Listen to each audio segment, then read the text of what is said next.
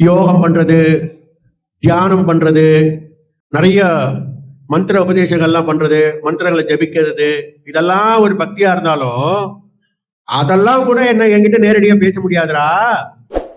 எவன் ஒருவன் பக்தி தொண்டினால் அப்படின்றாரு. பக்தியும் இருக்கு, தொண்டும் இருக்குது. வெறும் பக்தி மட்டும் இல்ல, பக்தி தொண்டினால். எவன் ஒருவன் பக்தி தொண்டினால் மட்டுமே என்னுடன் பேச முடியும் அப்படின்றார். அவன் நினைச்சதெல்லாம் நடக்கும் அப்படின்றார். புரியுதுங்களா? பக்தி தொண்டினால் தான் நம்ம என்ன அடைய முடியும்? பகவானை அடைய முடியும், பகவான் கிட்ட பேச முடியும். பகவான் கிட்ட நம்ம நினைச்ச காரியங்களை மனசு விட்டு பிரார்த்தனை பண்ணி அது செயல்படக்கூடிய அந்த சக்தி எதனால வரும்? கலப்படமற்ற அன்பினாலும் தொண்டினாலும் தான் வரும். பக்தினாலும் தொண்டினாலும் தான் வரும்.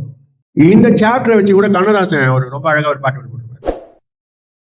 நினைப்பதெல்லாம் நடந்து விட்டால் தெய்வம் ஏதும் இல்லை, நடந்ததையே நினைத்திருந்தால் அமைதி ஒன்றும் இல்லை.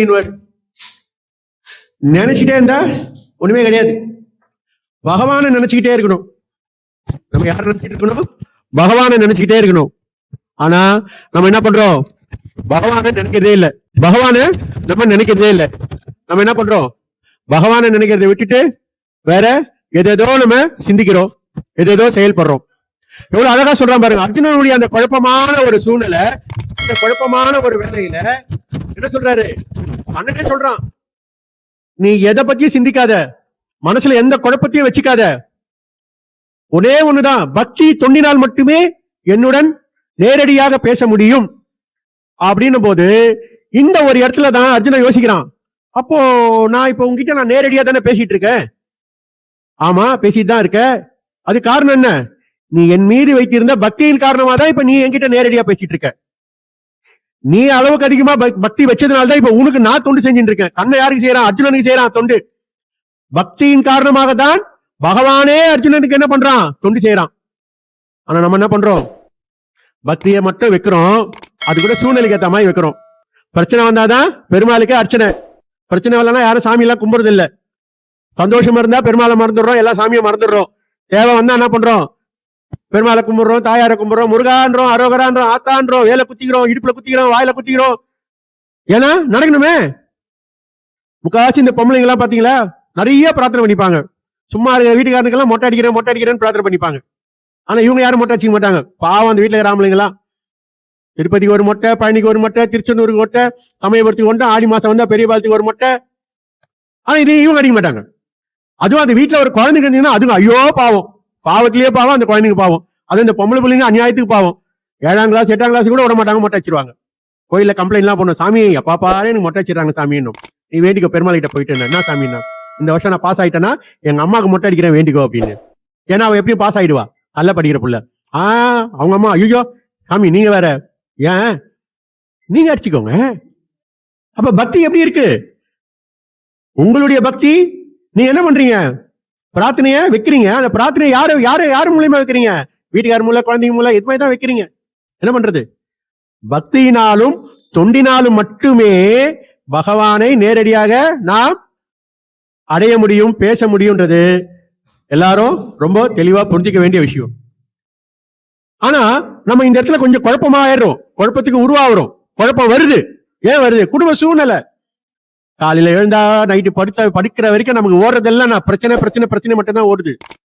பிரச்சனையை தவிர வேற எதுவுமே மனசுல நிக்க மாட்டேது. ஏதாவது ஒண்ணு, யாருன்னா பேசலனா பிரச்சனை, யாருன்னா போன் பண்ணலனா டென்ஷனு, யாராவது நம்மளை பார்த்து எப்படி இருக்கீங்க அப்படின்னு கேட்கலனா டென்ஷனு, கேட்கலனா கோவம், சாப்பிடலனா கோவம், ஏன் சாப்பிடலன்னு கேட்டா கோவம். எல்லாத்துக்கும் ஒரு குழப்பத்தை நம்ம வச்சிருக்கோம். ஆனா இதெல்லாம் தேவையில்லாத விஷயங்கள். தேவையில்லாத விஷயம். ஏன் தேவையில்லாத விஷயம்? நம்மளுடைய எண்ணங்களும் மனசும் ரொம்ப தெளிவா இருக்கணும்.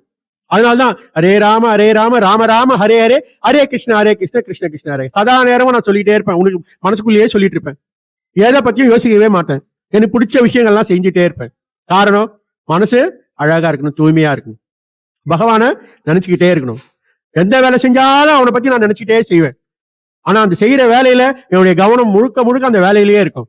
யார் வராங்க யார் வரல எதை பத்தியும் நான் யோசிக்க மாட்டேன். எனக்கு இட்ட பணியை நான் ஒழுங்கா செய்வேன். ஏன்னா எனக்கு அந்த பெருமாள் கொடுத்திருக்க வேலையை நான் ஒழுங்கா செய்யணும், அவ்வளவுதான். நீங்க நினைச்ச காரியங்கள் உங்களுக்கு நடக்கணும், நீங்க நினைச்ச பிரார்த்தனை நடக்கணும், உங்களுக்கு நிம்மதி வேணும், ஆரோக்கியம் வேணும், எல்லாமே நம்ம கையில தான் இருக்கு. ஆரோக்கியத்தை தொலைக்கிறதும் நம்ம தான், நிம்மதியை தொலைக்கிறதும் நம்ம தான். ஏன்னா என்ன பண்றோம், தேவையில்லாத விஷயங்களை நம்ம மனசுல நினைக்கிறோம். ஆனா தேவையில்லாத விஷயங்களை நினைக்காம சதா நேரமும் பகவான இந்த சாப்டர், எந்த சாப்டர் எடுத்தாலும் என்ன அழகா சொல்றான் பாத்தீங்களா? எனது அன்பு அர்ஜுனா, உன் முன் நிற்கும் என்னை கலப்பற்ற பக்தி தொண்டினால் மட்டுமே இது போன்று நேரடியாக பேச முடியும்ன்றான். கலப்பற்ற பக்தின்றான். கலப்பற்ற பக்தி, கலப்படமான பக்தியில கலப்பற்ற பக்தி. அந்த கலப்பற்ற பக்தி எப்படி வரும் தெரியுங்களா? அவனை எந்த நேரமும் நினைக்கும் போதுதான் அந்த கலப்பற்ற பக்தி வரும். சின்ன சின்ன விஷயங்கள் எல்லாம் பெரிய பெரிய சந்தோஷத்தை இழக்கிறவங்க எல்லாம் நிறைய பேர் இருக்காங்க. பாத்திருக்கீங்களா? நிறைய நான் பார்ப்பேன். எனக்கே தலையில அடிச்சுப்பேன், சிரிப்பா வரும், ஒரு பக்கம் வேதனையாவும் இருக்கும். எதுக்கு கோச்சிக்கிறாங்கன்னே தெரியாது, எதுக்கு பேசாம இருக்காங்கன்னே தெரியாது, எதுக்கு அழுறாங்கன்னே தெரியாது, எதுக்கு சிரிக்கிறாங்கன்னு அவங்களுக்கே தெரியாது. ஆனா ஏதோ ஒரு விதத்துல அவங்க ஏதோ ஒரு விஷயத்த பாதிக்கப்பட்டிருப்பாங்க. இல்லைன்னா அவங்களுக்கு புரியாது. கேட்டா எனக்கு மனசு சரியில்லைன்னுவாங்க. மனசுக்கு என்ன, மனசு ஏன் சரியில்லாம போகுது? ஏன் அந்த மனசு சரியில்லாம போகுது? அந்த மனசுல என்ன இல்ல? உள்ள பகவான் இல்ல. அந்த பகவான் மனசுக்குள்ள இருந்தா அது ஏன் சரியில்லாம போகுது? ஏன் நீங்க அதை வைக்க மாட்டீங்க? ஏதாவது ஒண்ணு. அப்போ பிரச்சனையிலேயே உழன்று அந்த பிரச்சனையோட இருந்து என்ன ஆயிட்டீங்க? அடிமை ஆயிட்டீங்க, அடிக்ட் ஆயிட்டீங்க. பிரச்சனை இல்லைன்னா அவ்வளவுதான், உங்களுக்கு பைத்தியம் முடிச்சிடும் போல இருக்கு. அப்போ அந்த பிரச்சனையே நமக்கு என்ன, அது ஒரு பழக்கமா போயிருது. அந்த பழக்கத்திலிருந்து வெளியே வரணும்னா என்ன பண்ணணும்? அந்த பழக்கத்திலிருந்து வெளியே தூக்கி போடணும்னா என்ன பண்ணும்? மனசுக்குள்ள பகவான என்ன பண்ணும்? தியானிக்கணும், அவனை நினைக்கணும். அப்பதான் அவன் என்ன சொல்றான்? ஒப்பற்ற கலங்கமற்ற அன்பு தொண்டினால் மட்டுமே, பக்தி தொண்டினால் மட்டுமே என்னை நீ நேரடியாக பேச முடியும். பக்தி தொண்டு. கோயிலுக்கு வரீங்க, பக்தியோட வரும்போது ஒரு தொண்டு செய்யணும். எப்படி செய்யணும்? எந்த கோயிலா இருந்தாலும், உங்க வீட்டாண்ட இருக்கிற பிள்ளையார் கோயிலா இருக்கட்டும், முருகர் கோயிலா இருக்கட்டும், அம்மன் கோயிலா இருக்கட்டும், ஏதாவது ஒரு கோயில், வீட்டாண்ட இருக்கிற கோயில்ல போங்க, ஒரு பூஜை சாமான தொலைக்க கொடுங்க, பெருக்கி கோலம் இடுங்க. சுவாமி வஸ்திரம் இருந்ததுன்னா அதை என்ன பண்ணுங்க, மடிச்சு வைங்க, துவைச்சு கொடுங்க. உங்களால முடிஞ்சது. பணம் காசுலாம் வேணாம், தொண்டு. அங்க இருக்கிற இடத்த கழுவி விடுங்க, சுத்தம் பண்ணி கொடுங்க. செடி இருந்தா புடுங்கி போடுங்க, தொண்டு. எத்தனை பேர் இருக்காங்க தெரியுங்களா? எனக்கு இந்த சிவனடிகாரர்களை பார்த்தா எனக்கு ரொம்ப பிடிக்குங்க. உண்மையிலங்க, உழவார பணின்னு அந்த உழவார பணியை பண்ணுவாங்க பாருங்க. அந்த மாதிரி இந்த உழவார பணி பண்ணக்கூடியவங்க எல்லாருக்கும் மனதார பாராட்டுகள், மங்களாசாசனம். அந்த உழவார பணி பண்றவங்க எல்லாம் பாத்தீங்கன்னா ஒவ்வொருத்தரும் ஒரு வேலை செய்யறவங்களா இருப்பாங்க. கூலி வேலை செய்யறவங்க, ஆபீஸ்ல வேலை செய்யறவங்க, மேனேஜரா இருப்பாங்க, எல்லாரும் என்ன பெரிய பெரிய அதிகாரிகள்லாம் இருப்பாங்க. ஆனா எல்லாரும் ஒன்னா சேர்ந்து ஒரு வண்டி எடுத்துப்பாங்க, ஒரு லாரி எடுத்துப்பாங்க, ஒரு டெம்போ எடுத்துப்பாங்க. எல்லாரும் ஒன்னா போய் என்ன பண்ணுவாங்க? பழைய கோயில்கள் எல்லாம் போய் சுத்தம் பண்ணி அந்த தொண்டு செய்வாங்க. அங்க வஸ்திரம் துவைச்சு போடுவாங்க, சுண்ணாம்பு அடிப்பாங்க. அந்த உழவார பணி செய்யறவங்களை பார்த்தா எனக்கு ரொம்ப பிடிக்கும். பெரம்பூர்ல கூட ஒரு டீம் சூப்பரா பண்றாங்க. என்னுடைய நெருங்கிய சொந்தத்துல ஒருத்தர் இருக்காரு, அவரெல்லாம் உழவார பணி ரொம்ப அருமையா பண்றாரு. நிறைய பேர் அந்த மாதிரி பண்றாங்க. அது தொண்டு. அவங்களால முடிஞ்ச தொண்டு செய்யறாங்க இல்லையா? அது எந்த கோயிலா இருந்தாலும் போய் செய்யறாங்க இல்லையா? அது தொண்டு. அந்த மாதிரி உழவார பணி செய்யக்கூடிய அந்த பக்தர்கள் எல்லாம் பகவான் என்ன பண்ணுவானா? நேரடியா பேசுவானா. அந்த மாதிரி பணிகள், அந்த தொண்டை நீங்களும் செய்யுங்க. உங்க வீட்டுல செய்யுங்க, பக்கத்து வீட்டு கோயில்ல செய்யுங்க, உங்க ஊர்ல இருக்கிற கோயில்ல செய்யுங்க, தொண்டு செய்யுங்க. ஏதாவது ஒரு தொண்டு செய்யுங்க. அந்த தொண்டு செய்யும் போதுதான் பக்தி தொண்டினால் மட்டுமே பகவானை நேரடியாக பேச முடியும், பார்க்க முடியும் என்பதுதான் இந்த கீதையினுடைய 54வது சாப்டர்ல விஸ்வரூபத்துல பகவான் கண்ணன் ரொம்ப அழகா சொல்றான். அந்த தொண்டு செய்யுங்க. உங்க மனசுக்குள்ளேயே, உங்க மனசுக்கு ஒரு தொண்டு செய்யுங்களேன். சரிங்க, என்னால பக்கத்து கோயில்ல போய் பெருக்க முடியாதுப்பா, எனக்கு கோலம் போட முடியாதுப்பா, எனக்கு துணி துவைக்க முடியாதுப்பா, இடுப்பு வலிப்பா, முட்டி வலிப்பா, கால் வலிப்பா, இதெல்லாம் முடியாதுப்பா, எங்க ஆத்துக்காரர் எங்க வீட்டுக்காரர் அதெல்லாம் அனுப்ப மாட்டாருப்பா. சரி வேணாம், நீ எந்த கோயிலுக்கு போய் தொண்டு செய்வானா? உனக்குள்ள இருக்கக்கூடிய கோயில்ல நீ தொண்டு செய்ய. உங்களுக்குள்ள ஒரு கோயில் இருக்கு இல்லையா? உங்க மனசுதான் என்னது? கோவில். அதுக்குள்ளதானே இறைவன் இருக்கான், பகவான் இருக்கான். அந்த மனசை சுத்தமா வைங்க. ஏன் அந்த மனசு அழுக்கு பிடிச்சி போய் கிடக்குது? அந்த மனசை சுண்ணாம்பிடிங்க. அந்த மனசுல எந்த ஒரு தேவையில்லாத சிந்தனை எல்லாமே எல்லாத்தையும் தூக்கி வெளியே போடுங்க. சிரிச்சு சந்தோஷமா இருங்க, மனசை சந்தோஷமா வச்சுக்கோங்க. பகவான் உங்களுக்குள்ள தானே இருக்காரு. அப்ப அந்த தொண்டு உங்களுக்குள்ளேயே, அந்த தொண்டை நீங்க செய்ய மாட்டீங்க, அந்த தொண்டையாவது செய்யுங்க.